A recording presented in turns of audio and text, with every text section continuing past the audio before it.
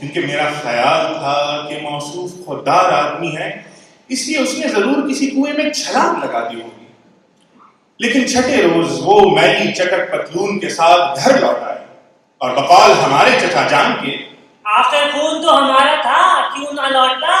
خون نے جوش مارا ہوگا۔ ہمیشہ اجلی پتلون پہننے والا آخر کب تک گھر سے باہر رہ سکتا تھا؟ خود ہی چاہے کتنی بھی بلند ہو جائے پتلون کا مقابلہ نہیں کر سکتے۔ مگر مجھے یقین ہے کہ موصوف اس مرتبہ واپس نہیں لوٹے گا، کیونکہ وہ گھر سے 200 روپے اٹھا کر لے گیا، اس لیے اب اس کی رگوں میں ہمارا خون جوش نہیں مارے گا۔ اشتہار دینے کی ایک اور وجہ والدہ محترمہ ہے، جو موصوف کو ابھی تک نادان لڑکا گردان نہیں ہے۔ میں نے لاکھ بار سمجھایا کہ مادر محترم چنتامی اب 20 برس کا ہو چکا ہے، وہ نادان نہیں رہا، وہ صرف چہرے مہرے سے ہی گدھا دکھائی دیتا ہے، مگر اندر سے کافی کائیاں ہو چکا ہے۔ مگر والدہ محترمہ جس نے اس گدھے کو جنم دیا ہے وہ اپنی تخلیق پر زیادہ مستند رائے تھی۔ انہوں نے مجھے تانا دیا، دراصل تم چھوٹے بھائی کی غیر حاضری میں ساری آبائی جائیداد کو تنہا ہڑپ کرنا چاہتے ہو۔ ہماری آبائی جائیداد 2 کمروں والا ایک مکان ہے جو ہم نے کرائے پر لے رکھا ہے، یا پھر والد محترم کے قبضے میں ایک بہی کھاتا ہے جس میں درج ہے کہ ہمارے خاندان کے پاس 150 ایکڑ زمین ہے جس پر آج کل ایک دریا بہ رہا ہے، اور والد محترم گزشتہ 11 برس سے اس دریا کے سوکھنے کا انتظار کر رہے ہیں۔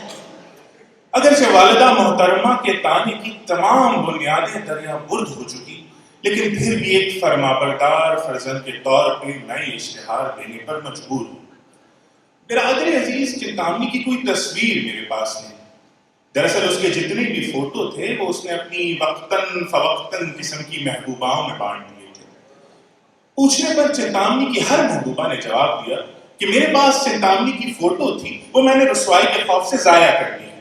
ایک محبوبہ تو بہت صاف گو نکلی، انہوں نے کلک کر جواب دیا، میں نے شادی ہوتے ہی چنتامنی کی وہ فوٹو لوٹا دی تھی اور آج کل بٹوے میں اپنا خاوند کا فوٹو رکھتی ہوں۔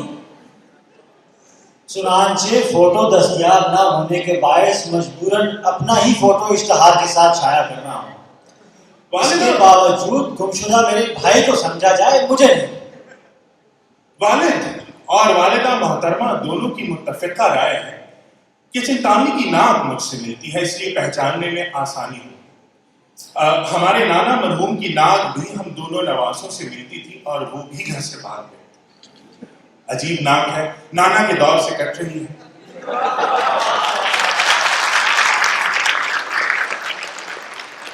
بہرکیف فوٹو میں میری ناک حاضر ہے، اس کے علاوہ جتنے بھی اعضاء ہیں وہ میرے ذاتی ہیں، ان سے برادر عزیز چنتامنی کا کوئی تعلق نہیں۔ چنتامنی کے باقی راگ نقشہ کے متعلق پوزیشن یہ ہے کہ بچپن میں اس کا رنگ دودھ کی طرح سفید تھا، ان دنوں وہ صرف ماں کا دودھ پیتا تھا۔ لڑکپن میں اس کا دودھیا رنگ گندمی ہوتا گیا کیونکہ اس نے گندم کھانا شروع کر دی تھی۔ جوانی میں اس کے رنگ کا میلان سیاہی کی طرف ہو گیا، نہ جانے جوانی میں اس نے چوری چھپے کیا کھانا شروع کر دیا تھا۔ البتہ جب والد محترم اسے ہیبت ناک قسم کی گالیاں اور بھپکیاں دیا کرتے تو لمحہ بھر کے لیے اس کا رنگ پیلا بھی پڑ جاتا، گویا چنتامنی بڑا رنگا رنگ آدمی تھا، خدا اسے ہر رنگ میں خوش رکھے۔ آنکھیں بڑی بڑی لیکن گونگی قسم کی، جیسے کوئی حسینہ بغیر بیاہ کے بیوہ ہو گئی۔ کئی بار میں نے اسے سمجھایا کہ ارے پگلے پر کالا چشمہ لگا لے، بات بن جائے گی، مگر وہ نہ مانا۔ ایک بار میں نے اپنی بیوی سے آنکھ بچا کر اپنا چشمہ اس کو دے دیا، وہ اس نے اپنے ایک دوست کو دے دیا۔ دوست نوازی میں تو وہ بے مثال۔ والد محترم ہمیشہ اسے دوست نوازی پر چھڑی سے پیٹا کرتے تھے اور وہ کمال صبر و شکر سے اس پٹائی کو سہ لیتا تھا۔ صبر و شکر میں بھی وہ بے مثال تھا۔ والد محترم نہایت فخر سے کہا کرتے تھے، میں نے اپنی زندگی میں صرف ایک صابر اور شریف لڑکے کو پیدا کیا ہے اور وہ چنتامنی ہے، بزرگوں کے سامنے چوں تک نہیں لگتا۔ ہائے، اب اس کے بھاگنے کے بعد ان بزرگوار کی چھڑی کسی کام نہیں آ رہی۔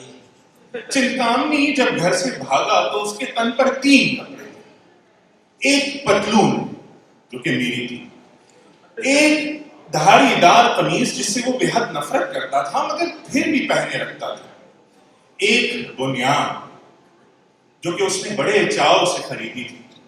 ये बुनियान अक्सर वालिद साहब भी पहन लिया करते थे। उन्हें फिट नहीं आती थी मगर वो कहा करते थे, अगर बाप अपने बेटे का बुनियाद पहन ले तो उन दोनों का मोहब्बत का रिश्ता उस्तवार होता है। जिस दिन चिंतामणी भागा उस दिन रिश्ता उस्तवार करने की बारी चिंतामणी की थी, इसीलिए बुनियान उसके बदन पर थी। वालिद मोहतरम उस बुनियान को याद करके ज़ारो कतार रोते हैं और कहते हैं, काश ये बुनियाद मेरे पास होती तो मैं इसे आंखों से लगाकर तस्कीन हासिल कर लेता। चिंतामणी क्यों भागा, इसके मुतालिक मौर्रिखीन की आरा में शदीद इख्तिलाफ पाया जाता है। वालिद मोहतरम यानी अबूल चिंतामणी का ख्याल है कि लड़का शादी का ख्वाहिशमंद था, लेकिन उसे दूर दूर तक शादी के कोई आसार दिखाई नहीं देते थे। मगर अमूल चिंतामणी यानी चचा जान की राय वालिद मोहतरम से जरा मुख्तलिफ है। वो कहते हैं, अरे चिंता से शादी सिस्टम के खिलाफ था, वो तो ब्रह्मचर्य में यकीन रखता था।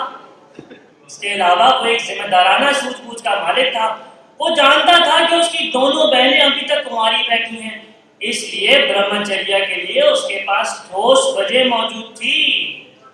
तीसरे मौर्रिख उमुल चिंतामणी यानी वालिदा मोहतरमा की राय चाचा जान से किसी हद तक मिलती है, सिर्फ इस तरमीम के साथ बहू यानी मेरी ज़ौजा ने उसे फरार होने में मदद की थी। खुद बहू भी इस किस्म की एक अलग राय रखती है, यानी जो सास कहे उसके उलट। इश्तिहार देने से 2 दिन कबल मौर्रिखीन में एक खौफनाक लफ्जी जंग हुई। मैंने वालिद मोहतरम पर इल्जाम लगाया कि आपने चिंतामणी को बिगाड़ कर रख दिया था और उसे हमेशा कहा करते थे कि ऐ मनहूस, कब तक बड़े भाई के टुकड़ों पर पलता रहेगा, अपने पांव पर खड़ा होना सीख। और यूं आपने दोनों भाइयों के दरमियान नफरत की एक खलीज हायल कर दी थी। इस पर वालिदा मोहतरमा मेरी मदद को आई और बोली, इस बुड्ढे का तो शुरू से यही बतिया रहा है। ये तो मैं ही थी जो इस बुड्ढे के साथ 30 साल काट गई। बुढ़ा और बुढ़िया आइंदा भी एक साथ जिंदगी काटने का इरादा रखते हैं। ये सुनकर हमारी बड़ी बहन जो एक स्कूल में उस्तानी है बाप की हिमायत पर उतर आई और बोली, पिताजी वजह फरमा रहे हैं, मुल्क में सनती इर्तिका हो रहा है, आजकल डेमोक्रेसी का जमाना है, ऐसे में पुराने दर्ज के मुश्तरका खानदान का ढांचा कायम रखना रुजक पसंदी है। एक नौजवान को मजबूर करना कि वो मुश्तरका कमरे की चकरबंदियों में रहे आखिरत नामदेशी है। पिताजी ठीक कह रहे हैं कि देश के हर नौजवान को अपने पांव पर खड़ा होना चाहिए, और मैं तो कहती हूँ कि चिंतामणी इस मुल्क का पहला बागी हीरो है जो कदामत की जंजीरें तोड़ ताड़ के चला गया है। ये सुनकर हमारी वालिदा मोहतरमा भड़क उठी और दीवार की तरफ मुंह करके बोली, ये बहन है कि डाइन? 4 लफ्ज़ क्या पड़ गई, भैया से प्यार करना छोड़ बैठी। वालिदा मोहतरमा ने ये बात कदरे एहतियात से कही थी ताकि बड़ी बहन ना सुन ले। दरअसल बड़ी बहन अपनी तनख्वाह का बेशतर हिस्सा इस कुंबे पर खर्च कर दिया, मगर छोटी बहन शैतान है, उसने सुन लिया और बोली, अम्मा तुम क्या बहन भाई की मोहब्बत को शोर मचाए जा रही हो? बहन आखिर किससे मोहब्बत करे? चिंतामणी से, उसने 3rd क्लास में मैट्रिक पास की थी। अरे मैं तो कहती हूँ, याद है वो वक्त जब चिंतामणी को कॉलेज में दाखिल कराने का सवाल उठा था, तो यही वो बड़ी बहन थी जो आज उसे बढ़ चढ़ कर बागी हीरो बना रही है, जिसने उसका कॉलेज का खर्चा उठाने की सख्त मुखालफत की थी। और तुमने भी तो कहा था कि उसे किरियाने की दुकान खोल दो। हमारी ये बहन खुद भी मैट्रिक में फेल हो गई थी और अब सिलाई मशीन का काम सीख रही है। मौर्रिखीन की इस जंग के बाद बड़ी बहन ने ऐलान किया कि वो छोटी बहन के स्कूल की फीस अदा नहीं करेगी, इसलिए फौरन उसकी शादी करा दी।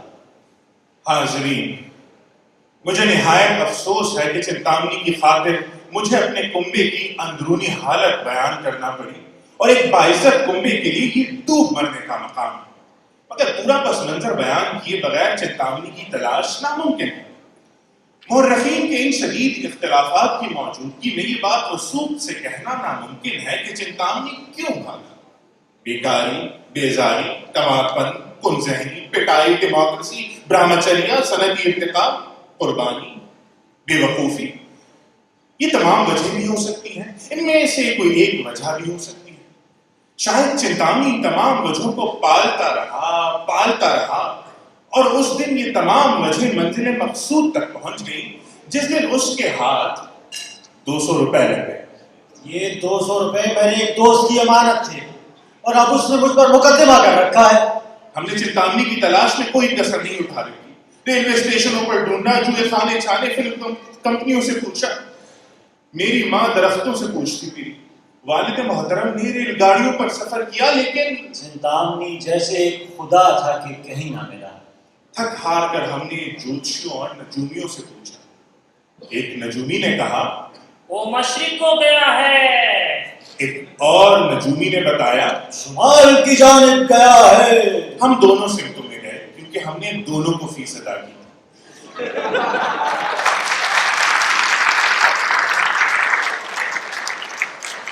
ایک اور نجومی نے بتایا ایک کتا بھی اس کے ساتھ ہے۔ ہم نے یہ بات بھی مان لی کیونکہ ہمارے محلے سے ایک کتا بھی اس دن سے غائب ہے جس دن سے چنتامنی۔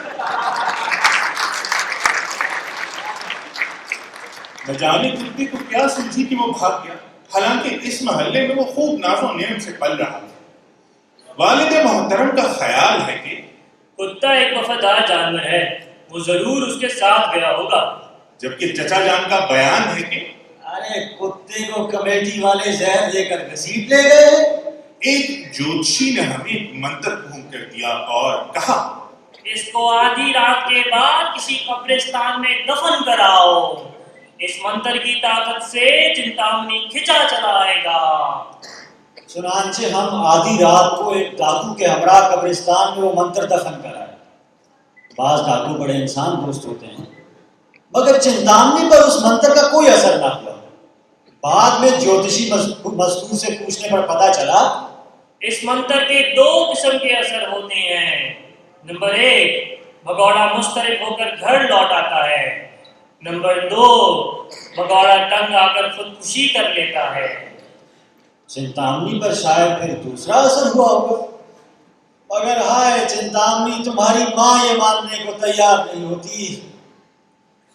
ایک خدا رسیدہ پاگل عورت جس پر کالی دیوی کا نواز ہے اور جو ہر منگلوار کو بال کھول کر کھیلتی ہے نے بتایا لڑکا زندہ ہے مگر اس کے من پر بوجھ ہے، اس کا اتارا کرواؤ اور کالے بازے کی روٹی اور سفید مکھن کی ایک ٹکیا روز کالی کتیا کو کھلایا کرو۔ چنانچہ یہ حرام خور کتیا گزشتہ 1.5 ماہ سے ہمارے ہاں گلچھرے اڑا رہی ہے، کھا کھا کر سارے محلے پر بھونکتی ہے، مگر احتراماً کوئی زبان نہیں ہلاتا۔ اشتہار ختم ہونے سے پہلے ایک طوطے کا ذکر خالی از دلچسپی نہیں رہے گا کہ ہم نے ایک ماہر نجوم کی ہدایت پر طوطا خریدا۔ آج کل گمشدگیوں کی وارداتوں میں اضافے کے باعث طوطوں کے دام بہت بڑھ گئے ہیں، بلکہ اعلیٰ نسل کے طوطے تو ملتے ہی نہیں ہیں، بلیک میں مل جاتے ہیں۔ ہم نے 15 روپے میں ایک مجنو قسم کا طوطا خریدا، اسے پھل اور میوے کھلا کے اڑنے کے قابل بنایا اور پھر مدرجہ ذیل چٹھی پر ماہر نجوم نے پھونک مار کر طوطے کے گلے میں باندھ دی۔ چٹھی یوں تھی، اڑ جا طوطے کھا کر غوطے، بہرے تیرے بل بوتے، چنتامنی سے جا کر یہ کہہ دے ارے سب ہیں روتے، تیرے سارے ہوتے سوتے، تیرے سارے ہوتے سوتے۔ طوطے کو دور جنگل میں لے جا کر فضا میں اڑا دیا اور گھر واپس لوٹے تو طوطا وہی موجود۔ ہم نے پوچھا میاں مٹھو کیا ہوا؟ وہ بولا پستہ کھاؤں۔ ہم نے اس ناکار کو مزید پستہ کھلانا مناسب نہ سمجھا اور تھک ہار کر اسی طوطا فروش کے ہاں یہ طوطا واپس لوٹا دیا، اور وہ بھی آدھے داموں پر۔ حاضرین، ہماری یہ تمام کوششیں ظاہر کرتی ہیں کہ چنتامنی ہمیں کتنا عزیز ہے، اس لیے ملک بھر کے تمام بہن بھائیوں سے اپیل ہے کہ چنتامنی کو جہاں کہیں بھی دیکھیں سیدھا ہمارے ہاں لوٹا دیں۔ خدمت خلق کا تقاضا تو یہ ہے کہ یہ کام مفت کیا جائے، لیکن چونکہ زمانہ صنعتی ارتقاء کا ہے اس لیے خدمت خلق کا تقاضا واجب معلوم نہیں ہوتا، سو ہم ضرور کچھ نہ کچھ گفت دار دیں گے، آنے جانے کا کرایہ بھی دیں گے، بشرط یہ کہ سفر 3rd کلاس میں کیا جائے۔ اور اگر چنتامنی خود اس اشتہار کو پڑھے تو برائے مہربانی گھر واپس لوٹ آئے۔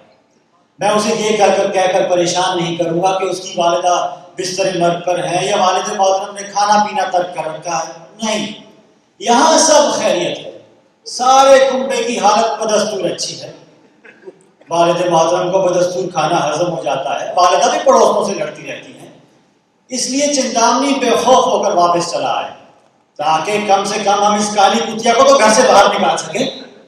چنتامنی جلدی آؤ بھیا، ورنہ اگر وہ 200 روپے سارے کے سارے خرچ ہو گئے تو پھر تمہارے واپس آنے کا کوئی فائدہ نہ ہوگا۔